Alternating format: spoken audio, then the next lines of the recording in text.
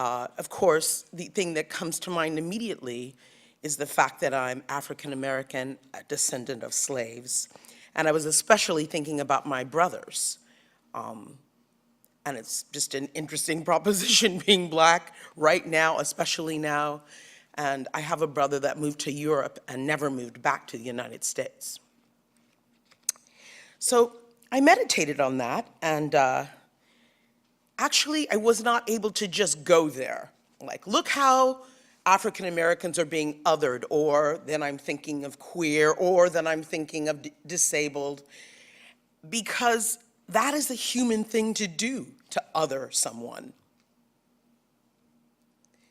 It's developmental to say, I am this and you are that.